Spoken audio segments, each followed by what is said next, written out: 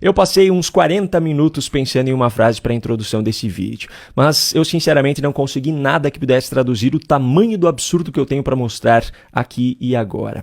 O que os ministros do Supremo Tribunal Federal fizeram dessa vez supera até mesmo a capacidade de imaginação dos piores psicopatas que se tem conhecimento na história da humanidade.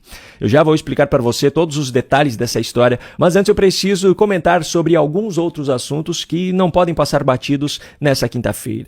Primeiro, o governo Lula aumentou drasticamente o imposto sobre a importação de painéis solares. As mudanças anunciadas incluem um aumento de 10,8% para 20% de imposto sobre fios de fibra de vidro, aumento de 9% para 25% sobre outras chapas de folha de vidro e aumento de 16,2% para 25% para a categoria outros copos de vidro.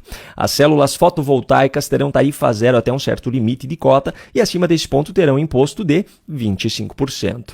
Essa é a sustentabilidade defendida pelo governo Lula. Não a do planeta, é claro, essa é apenas nos discursos. A sustentabilidade defendida na prática é a da sua própria política populista. Outro assunto que não poderia passar batido é o Janjapalooza, que é como está sendo chamado o Festival Aliança Global contra a Fome e a Pobreza, que antecederá a cúpula do G20 no Brasil.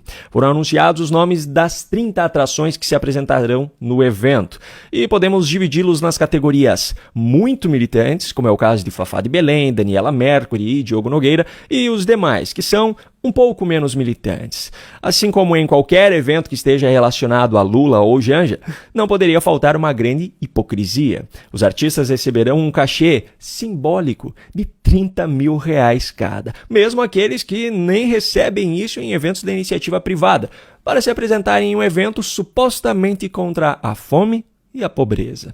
Mas não se preocupe, não é o governo que vai financiar tudo isso. Não, são as estatais, como o Banco do Brasil, BNDES, Caixa Econômica Federal, Itaipu e Petrobras. Ou seja, o dinheiro, no fim das contas, sai do nosso bolso, mas sem comprometer o orçamento do governo federal. Bom, agora vamos ao principal assunto do vídeo. Você já deve estar sabendo do caso das explosões que aconteceram na noite de ontem, próximas aos prédios do STF e do Congresso Nacional. Para aqueles que não acompanharam o caso ou não tiveram acesso a todas as informações, eu vou resumir muito rapidamente. Um cidadão identificado como Francisco Vanderlei Luiz detonou o próprio carro próximo ao Congresso Nacional e tirou a própria vida com artefatos explosivos na Praça dos Três Poderes, em frente ao prédio do Supremo Tribunal Federal. Há, inclusive, imagens que mostram o momento em que isso aconteceu, mas são imagens fortes e eu não vou mostrá-las aqui. O Francisco, conhecido como Tio França, foi candidato a vereador em Rio do Sul, Santa Catarina, em 2020, mas não foi eleito. Ele foi candidato pelo PL, e isso está sendo enfatizado pela imprensa, mas em uma coligação com o PDT, o que não está sendo mostrado pela imprensa. Francisco havia alugado uma casa há alguns dias em Ceilândia, no Distrito Federal, e nessa casa a polícia encontrou mais artefatos explosivos. Ele tirou a própria vida nesse atentado, mas nenhuma outra pessoa ficou ferida, pelo menos de acordo com as informações existentes até o momento da gravação desse vídeo.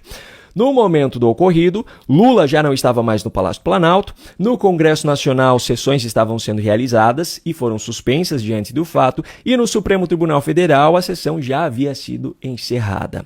O fato dele ter sido candidato pelo PL está sendo usado, obviamente, para reforçar todas as narrativas já existentes contra a direita brasileira.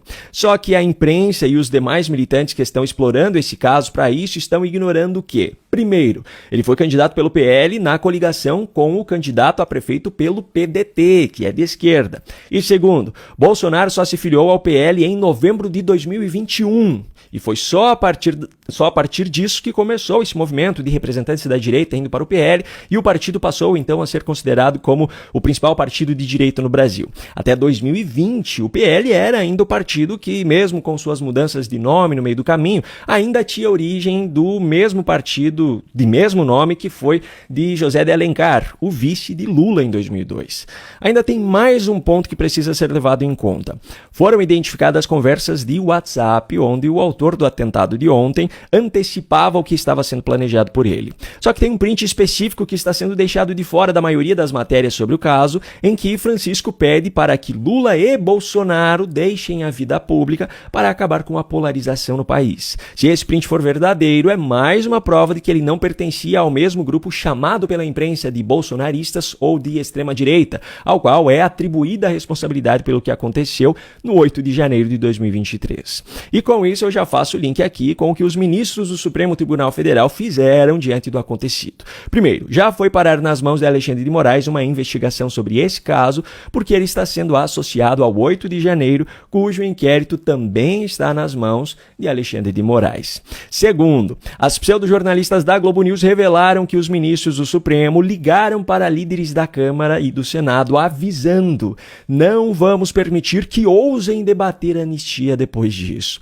Pelo amor de Deus, por mais imoral que seja essa afirmação, vamos tentar racionalizar a análise aqui. Primeiro, o PL da anistia tem como único objetivo trazer justiça àqueles que foram alvos de aberrações jurídicas, àqueles que praticaram depredação ao patrimônio público, mas foram condenados por tentativa de golpe de Estado e vários outros crimes fantasiosos criados pelos ministros que os julgaram. E segundo ponto, desde quando o ministro do STF pode apitar o que pode e o que não pode ser discutido no Congresso Nacional? Ministros do STF são integrantes do Poder Judiciário. Como é possível que eles cheguem a esse ponto de autoritarismo e ninguém faça nada? Eles simplesmente se transformaram em donos do Brasil. Eles simplesmente aboliram a divisão dos três poderes, a independência entre poderes prevista na Constituição Federal.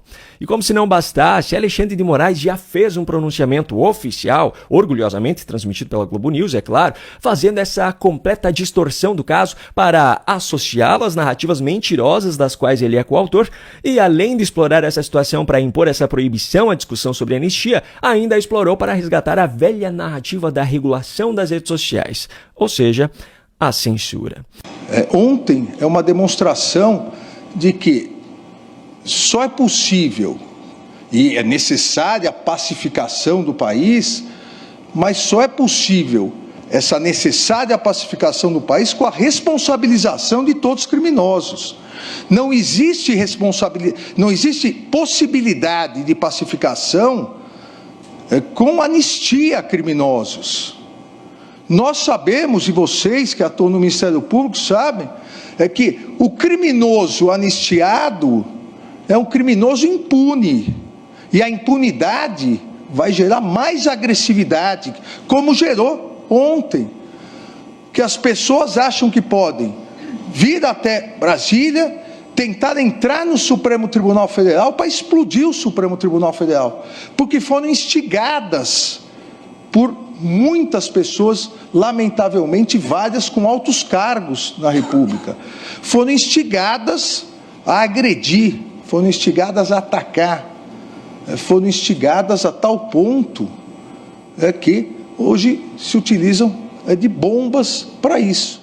Então as autoridades públicas, aqueles que defendem a democracia, devem se unir exatamente para que haja responsabilização, para que haja uma regulamentação das redes sociais. Não é possível mais esse envenenamento constante pelas redes sociais. Olha, eu não sei qual era a intenção desse cidadão que cometeu esse atentado suicida, e eu faço questão de deixar claro, caso ainda não tenha ficado, que eu repudio qualquer atitude que exceda os limites da lei e o debate pacífico. Mas o que esse cara conseguiu na prática foi dar mais munição para a consolidação do verdadeiro golpe que está sendo aplicado nesse país.